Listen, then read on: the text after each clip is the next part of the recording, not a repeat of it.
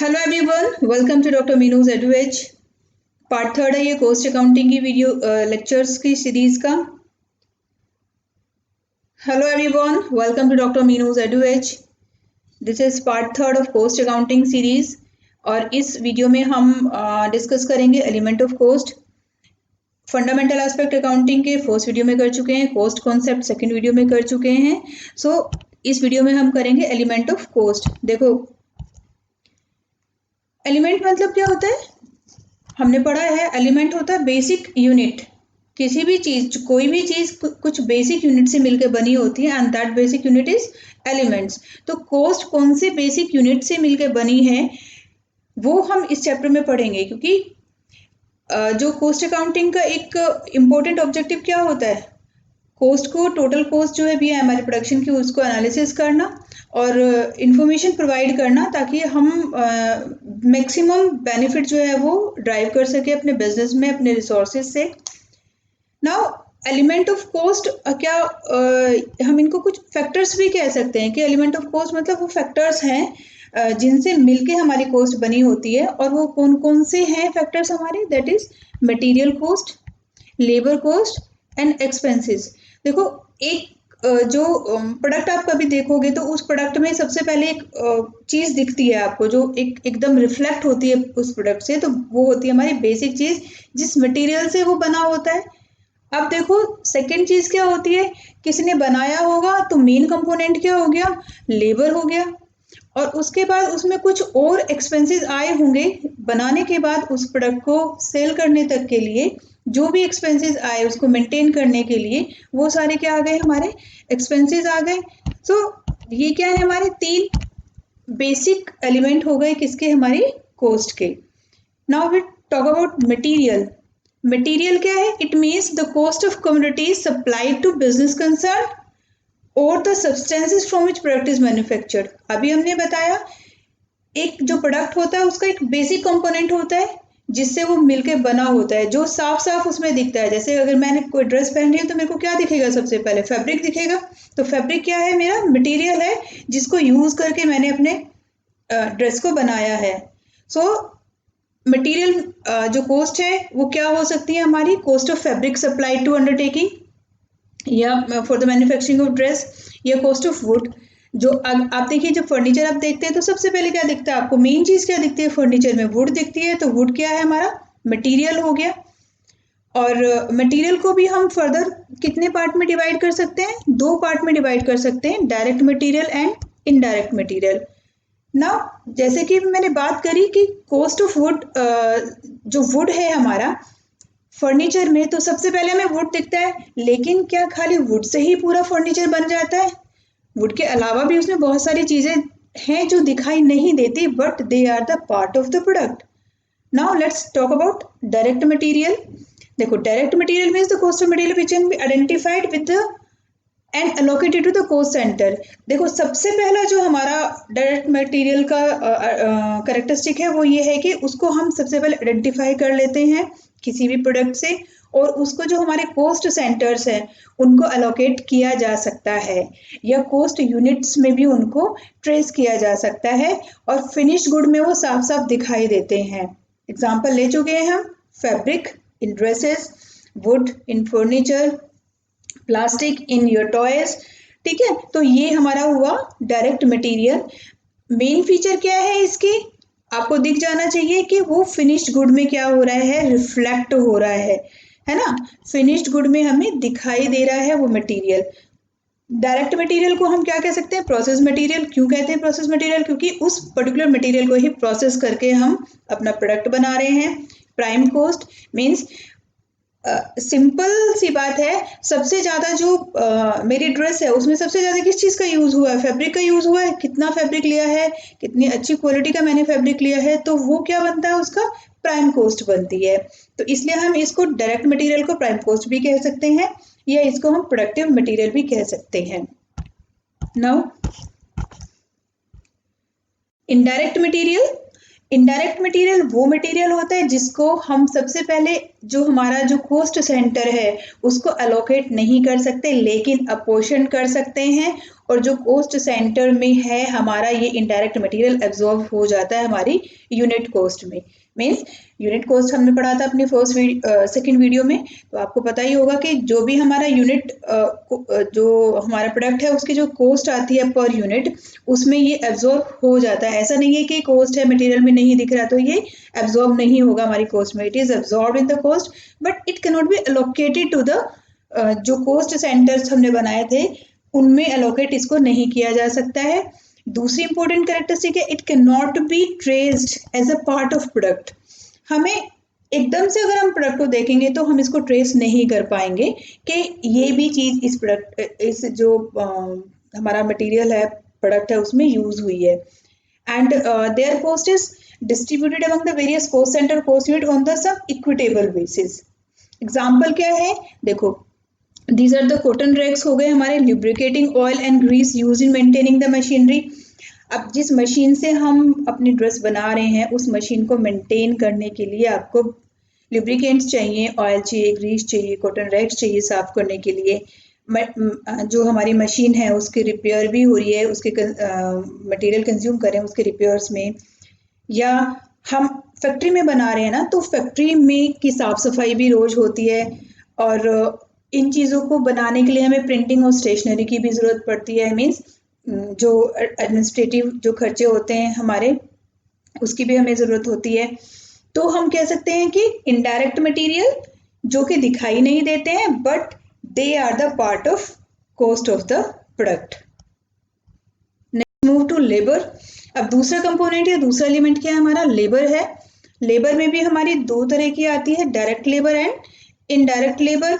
Direct labour कौन सी cost है, which can be identified with and allocated to the cost centre. फिर वही एक कैरेक्टरिस्टिक है इसकी, इसको हम आइडेंटिफाई कर सकते हैं और ये कॉस्ट सेंटर को एलोकेट भी हो सकती है।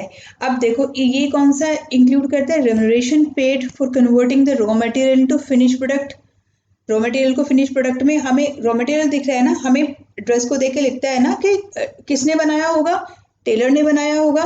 तो टेलर कौन है, जो हमारा रॉ मटेरियल था उसको फिनिश गुड में कन्वर्ट कर रहा है। या बिल्डिंग हम देखते हैं, बिल्डिंग में जो मटेरियल लगा वो किसने बनाई होगी, तो रॉ मटेरियल को साफ साफ दिख जाता है हमें कि किसने बिल्डिंग बनाई है, मीन्स किसने लेबर करी है उसमें और उसको लेबर के लिए पे किया गया है। तो this is direct labour. Example है हमारे जैसे कंस्ट्रक्शन हो गया, कंपोजिशन और the condition of the product manufacture by undertaking हो गया, wages paid for the weaving of the cloth, इनके अगर क्लॉथ मिल है तो वीविंग के लिए जो वेजेस पे की हैं, बिल्डिंग के कंस्ट्रक्शन के लिए जो हमने कॉन्ट्रैक्टर था उसको या लेबर थी उसको पे किया है। और अगर हमारी सर्विस कंसर्न्स हैं, सर्विस ऑपरेट हमारे जो कंसर्न है वो ऑपरेटिंग कंसर्न है, उसमें जो डायरेक्ट लेबर हम पे करते हैं, जैसे ड्राइवर के लिए ड्राइवर को पे कर रहे हैं हम, कंडक्टर को पे कर रहे हैं अगर हम ट्रांसपोर्ट का हमारा बिजनेस है तो। और ये सारी जो लेबर डायरेक्ट लेबर है इसको हम क्या कह सकते हैं, प्रोसेस लेबर या प्रोडक्टिव लेबर और the operating labour. Clear. Next indirect labour. Now indirect labour कौन सी है, फिर सेकंड कैरेक्टरिस्टिक हमारी आई, it can not be allocated but can be apportioned और absorb by the cost centres. Cost centre को स्पेशली अलॉट नहीं होगी बट ये अपोर्शन कर देते हैं, हम उसको बांट देते हैं उसमें और वो कॉस्ट जो हमारी आती है पर यूनिट कॉस्ट उसमें एब्जॉर्ब भी हो जाती है। Like salary pay to the factory manager. अब फैक्ट्री मैनेजर जो है वो डायरेक्टली तो कन्वर्ट नहीं कर रहा है ना रॉ मटेरियल को, बट वो हेल्प कर रहा है क्योंकि ओवरऑल जो मैनेजमेंट है वो कौन देख रहा है, फैक्ट्री मैनेजर देख रहा है, तो he is paid for that. ठीक है, तो इनडायरेक्टली वो क्या कर रहे हैं, उसको हम पे कर रहे हैं उस प्रोडक्ट के बनाने के लिए। ऐसे ही salary pay to the factory supervisor या foreman, salary pay to the general manager, sales manager, time keeper, the person engage in the maintenance की जॉब जो है, इन सब को सिंपली ये हमारे रॉ मटेरियल को कन्वर्ट नहीं कर रहे हैं बट रॉ मटेरियल को कन्वर्ट करने के लिए जो एसेंशियल कंडीशंस होती हैं उनको मेंटेन कर रहे हैं, that's why it is indirect labour. Now तीसरी एक्सपेंसेस, तीसरा एलिमेंट है, this is third element of cost. देखो एक्सपेंसेस कौन क्या होती है हमारी, these are the expired cost, जो जिनका बेनिफिट जो एक्सपायर हो चुकी हैं, हम खर्च कर चुके हैं और जिनका बेनिफिट आगे आने वाले टाइम में हम दोबारा नहीं ले सकते, तो ये होती है हमारी एक्सपेंसेस।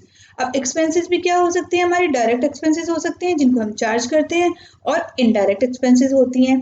तो द डायरेक्ट एक्सपेंसेस क्या हुई हमारी, the use of owned assets, depreciation of own building, depreciation of the office building, depreciation of showroom building, depreciation of plant and machinery, insurance expenses, ये सारे क्या होती है हमारी expenses हैं। अब direct और indirect देखो, there are expenses other than the direct material and the direct labor which can be identified with allocated to cost centers। अब हम क्या कर रहे हैं, इन expenses को भी, क्योंकि ये डायरेक्ट एक्सपेंसेस हैं, इनको भी हम कॉस्ट सेंटर को एलोकेट कर सकते हैं।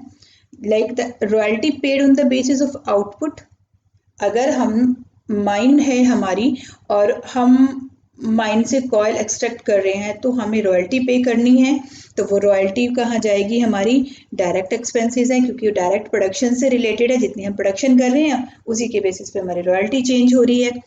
Hire charges of the special plant और मशीनरी, अगर हमने प्रोडक्शन के लिए कोई प्लांट एंड मशीनरी लगाया है और उसको हायर परचेज सिस्टम पे खरीदा है, तो जो भी हम चार्जेस पे कर रहे हैं, hire charges, they are directly related to the production.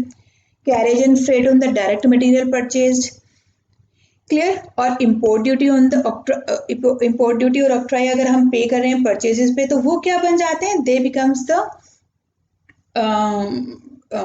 Purchase price, sorry, ये जो हमारी डायरेक्ट एक्सपेंसेस हैं वो डायरेक्टली क्या कर रही है, हमारे प्रोडक्शन से रिलेटेड हो रही हैं, that's why they are direct expenses, और इनको हम चार्ज भी करते हैं। Now indirect expenses, expenses which can not be allocated, देखो दो कंडीशंस आ गई हमारी, जितने भी डायरेक्ट एक्सपेंसेस हैं they can be allocated to the cost centre, और जितनी भी हमारी इनडायरेक्ट एक्सपेंसेस है they can not be allocated to the cost centres में नहीं जा सकती, but they are absorbed and apportioned in the cost centers, like rent, rate, taxes and insurance of factory building, ये क्या डायरेक्टली रॉ मटेरियल को convert कर रही है, जैसे मशीन थी हमारी, मशीन डायरेक्टली रॉ मटेरियल को कन्वर्ट कर रही थी फाइनल प्रोडक्ट में, बट अगर हम इंश्योरेंस पे कर रहे हैं फैक्ट्री बिल्डिंग का तो वो डायरेक्टली तो नहीं कन्वर्ट कर रही है, तो ये एक्सपेंसेस क्या हुआ, इनडायरेक्ट है, लेकिन हमें इंश्योरेंस कराना भी जरूरी है। रेंट, फैक्ट्री का अगर हम रेंट दे रहे हैं तो वो भी ज़रूरी है, क्योंकि फैक्ट्री नहीं होगी तो प्रोडक्शन कहाँ करेंगे। फैक्ट्री की लाइटिंग भी ज़रूरी है, अंधेरे में थोड़ा ना वर्कर्स काम करेंगे, वो भी ज़रूरी है। फैक्ट्री की बिल्डिंग को अगर रिपेयर करना है, this is also indirect expenses. Plant and machinery पे डेप्रिसिएशन हम चार्ज कर रहे हैं। इंश्योरेंस करा रखा है हमने ऑफिस बिल्डिंग का, या रिसर्च एंड डेवलपमेंट एक्टिविटीज़ हम ले रहे हैं, या पोस्टेज हुआ, टेलीग्राम हुआ, स्टेशनरी हुआ, ये सारी क्या होगी, हमारी इनडायरेक्ट एक्सपेंसेस होगी। और इसको आप रिलेट कर सकते हो, देखो जब आप वो बनाते थे ट्रेडिंग एंड मैन्युफैक्चरिंग अकाउंट, तो ट्रेडिंग अकाउंट में कौन कौन सी आप एक्सपेंसेस डालते थे, डायरेक्ट एक्सपेंसेस, क्लियर। और तो वहीं से आप क्या कर सकते हो, इसको रिलेट कर सकते हो। Now come to third, overheads. अब ओवरहेड क्या है, देखो जितने भी हमारे डायरेक्ट मटेरियल, डायरेक्ट लेबर और डायरेक्ट एक्सपेंसेस थे, उन सबको हमने क्या नाम दिया, they are direct cost, means direct material which are directly related to the production, direct labour and direct expenses. अब हमारी क्या बचती हैं, तीन चीजें बचती हैं, indirect material, indirect labour and indirect expenses. तो इन सबको हम इनडायरेक्ट कॉस्ट या ओवरहेड्स भी कहते हैं, क्लियरली। अब ये भी हमारे जो इनडायरेक्ट हैं वो तीन तरह के हो सकते हैं, they can B factory overhead, production जहाँ हो रही है, ऑफिस एंड एडमिनिस्ट्रेशन ओवरहेड, जहाँ से उस प्रोडक्शन को मैनेज करने के लिए कंडीशंस तैयार होती हैं या उनको मैनेज किया जाता है, कंट्रोल किया जाता है। And third, selling and distribution, अगर आप प्रोडक्ट को बना के ही रख लेंगे तो उसका कोई फायदा तो होने वाला नहीं है, क्या करना पड़ेगा, उसको डिस्ट्रीब्यूशन करना पड़ेगा सेलिंग करने के लिए, तो वहां से भी आपके ओवरहेड आते हैं, खर्चे होते हैं। तो all these are the part of overhead. Now what are the factory overhead, देखो फैक्ट्री ओवरहेड या हम कह सकते हैं वर्क ओवरहेड, जब हमारा वर्क हो रहा है। Factory overhead include all the indirect cost incurred in the factory concern. Factory overhead है तो जो भी काम फैक्ट्री में हो रहा है, connection with the manufacturing operation, वो हमारे क्या हो गए, फैक्ट्री ओवरहेड हो गए। फैक्ट्री की लाइटिंग हो गई, और फैक्ट्री में यूज़ हो रहे हैं हमारे lubricating oils, cotton waste use हो रहा है, फैक्ट्री की मशीन को क्लीन करने के लिए यूज़ हो रहा है, कोल गैस और फ्यूल यूज़ हो रहे हैं, स्टोर कीपर का वेजेस हैं, टाइम कीपर की वेजेस हैं, फोमन की हमारी फोमन की सैलरीज हैं, सुपरवाइजर की सैलरी है, फैक्ट्री का रेंट है, फैक्ट्री के रेट, इंश्योरेंस, रिपेयर, बिल्डिंग, ये सारे के सारे क्या आते हैं हमारे फैक्ट्री से रिलेटेड है। अब देखो हमारा शोरूम का अगर डेप्रिसिएशन है, शोरूम की बिल्डिंग का डेप्रिसिएशन है, तो वो कहाँ जाएगा? सेलिंग में जाएगा ना, क्योंकि वो सेलिंग, हम वहाँ सेलिंग कर रहे हैं। और फैक्ट्री में क्या कर रहे हैं? हम बना रहे हैं। तो जो वर्ड है ना फैक्ट्री या वर्क ओवरहेड, जितने भी हमारे खर्चे एक्सपेंसेस हैं फैक्ट्री से related indirect, they will come under the category of factory overhead. Now second is office and administration overhead. वही बात आ गई, वहां फैक्ट्री वर्ड था और यहाँ क्या है? ऑफिस है, ये एडमिनिस्ट्रेशन है। जो हमारे ऑफिस के खर्चे हैं जितने भी, ये एडमिनिस्ट्रेशन के लिए जितने भी खर्चे हम कर रहे हैं, they all will come under the overhead. और ओवरहेड मतलब indirect expenses. So these include indirect costs relating to the direction, control and administration of an undertaking. Or we can say that office administration overhead refer to the general office expenses. जो हम business को control करने के लिए करते हैं। अब office में बैठे हैं तो ऑफिस का रेंट देंगे, ऑफिस का इंश्योरेंस, रेट्स, डेप्रिसिएशन देंगे, ऑफिस की बिल्डिंग का, ऑफिस की लाइटिंग है, ऑफिस की स्टेशनरी है, ऑडिटर्स की फीस देंगे, डायरेक्टर का रेमुनरेशन है, मैनेजर की सैलरी है, और जो हमारे क्लरिकल स्टाफ है उसकी सैलरी है, बैंक के चार्जेस हैं या लीगल चार्जेस हैं। तो ये सारे के सारे किससे रिलेटेड है? ऑफिस से रिलेटेड है। So they will come under the office and administrative overhead. देखो एक बहुत जर्नल सी टर्म है, ऑफिस हुआ, फैक्ट्री हुआ, तो आपको पता है कि वहीं के ही हमें खर्चे लेने हैं, तो इसमें कंफ्यूज कहीं नहीं होना है। Now the third aspect is selling and distribution overhead. फिर वही बात आई यहाँ, selling and distribution overhead. Product को सेल करने के लिए, डिस्ट्रीब्यूट करने के लिए जितने भी हम खर्चे कर रहे हैं other than factory and office, वो सारे के सारे आएंगे हमारे। देखो खर्चा वही हो सकता है, हमने बात करी डेप्रिसिएशन की। डेप्रिसिएशन हम तीन चीज पे लगा सकते हैं ना, फैक्ट्री की बिल्डिंग पे लगा सकते हैं, that will come under the factory overhead. Office की बिल्डिंग पे लग रहा है तो that will come under the office overheads. और अगर वही शोरूम की बिल्डिंग पे लग रहा है तो वहां हम सेल कर रहे हैं, तो वो डेप्रिसिएशन किसके अंदर आएगा? सेलिंग एंड डिस्ट्रीब्यूशन ओवरहेड के अंदर आएगा। क्लियर? तो ऐसे ही एक ही हमारी एक्सपेंसेस एक जर्नल एक्सपेंस है, बट डिपेंड करता है कि वो कहाँ हम कर रहे हैं, कहाँ वो खर्च हो रही है। Clear? So like the cost of advertisement, advertisement हम किस लिए करते हैं? सेल्स को इम्प्रूव करने के लिए। शोरूम के जो रेंट रेट टैक्सेस हैं तो वो भी हम सेलिंग के लिए कर रहे हैं, शोरूम हमने सेलिंग के लिए बना रखा है। और लाइटनिंग हो गई, लाइटनिंग देखो हमने तीनों जगह यूज की, फैक्ट्री की लाइटनिंग, ऑफिस की लाइटनिंग या शोरूम की लाइटनिंग। सेल्स मैनेजर की सैलरी, सेल्समैन की सैलरी, ट्रेवलिंग चार्जेस अगर हम सेल्समैन को दे रहे हैं, सेल्स पे जो कमीशन दे रहे हैं, सेल्स पे जो कैरेज है, पैकिंग चार्जेस हैं, और वेयर हाउस भी डिस्ट्रीब्यूशन पॉइंट है तो वेयर हाउस का जो रेंट है, डेप्रिसिएशन है, वेयर हाउस कीपर की सैलरी है, रनिंग मेंटेनेंस और डिलीवरी वैन्स है। तो ये सारी की सारी चीजें किस में आएंगी? आपकी सेलिंग एंड डिस्ट्रीब्यूशन ओवरहेड में आएंगी।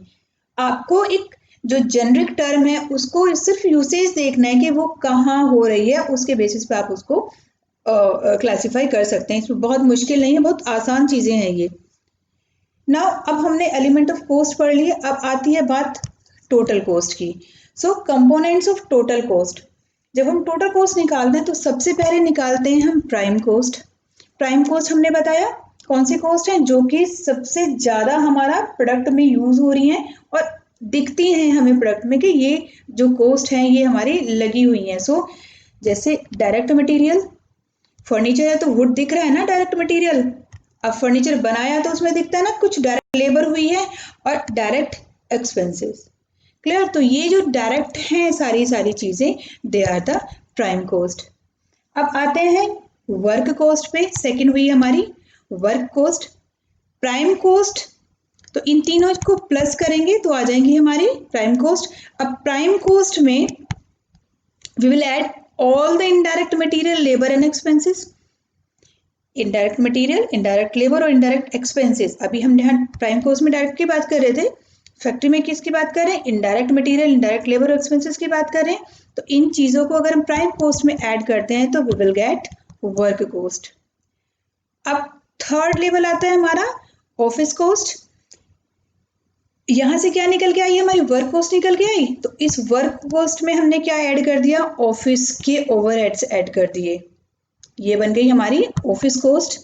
अब ऑफिस कॉस्ट में हमने क्या कर दिया, थर्ड कंपोनेंट जो था हमारा सेलिंग कॉस्ट और डिस्ट्रीब्यूशन एक्सपेंसेस, अगर हमने वो ऐड कर दिया तो ये बन जाएगी हमारी टोटल कॉस्ट।